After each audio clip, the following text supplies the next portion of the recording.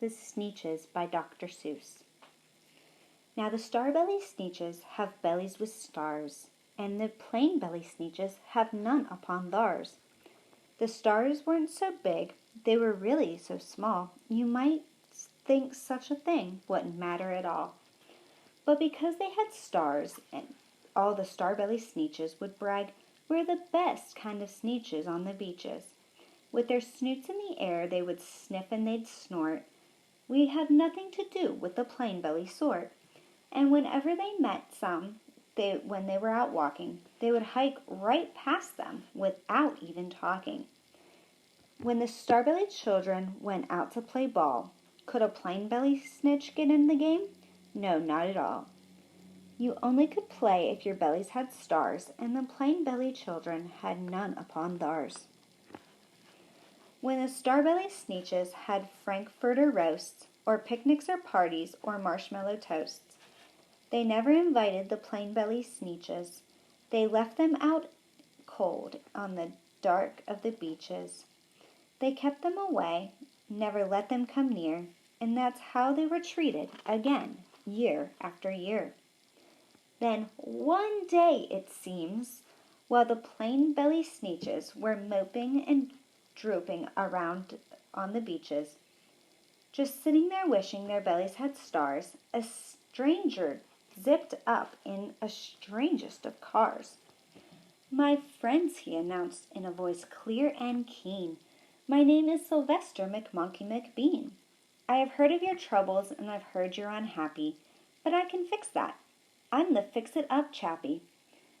I've come here to help you. I have what you need, and my prices are low, and I work with great speed.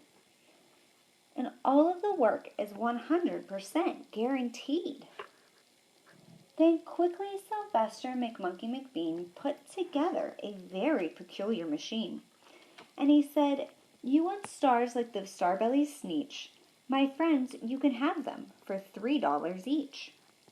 Just pay me your money and hop right aboard." So they clambered inside, and then the big machine roared, and it clonked and it bonked and it jerked and it burked, and it bopped them about. But the thing really worked. Then the plain-belly Sneetches popped out. They had stars. They actually did. They had stars upon theirs. Then they yelled at the ones who had stars at the start, "We're exactly like you. You can't tell us apart. We're now all the same, you snooty old smarties, and now we can go to your frankfurter parties."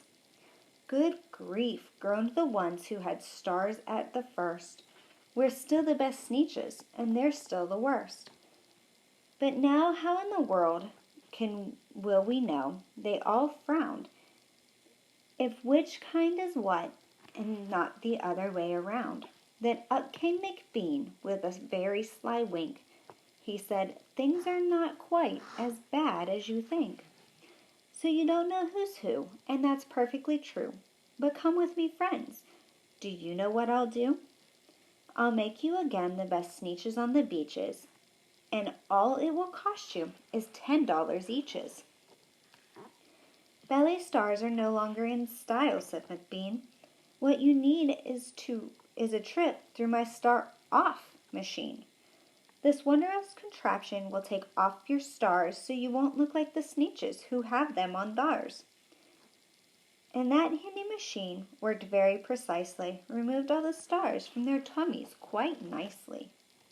And then with snoots in the air they paraded about, and they opened their beaks and they let out a shout, "We know who's who, now there isn't a doubt. The best kind of Sneetches are Sneetches without." Then of course those with the stars got frightfully mad. They were wearing a star now, which was frightfully bad. Then of course old Sylvester McMonkey McBean invited them into his star-off machine. Then of course, from then on you can probably guess, things got into a horrible mess.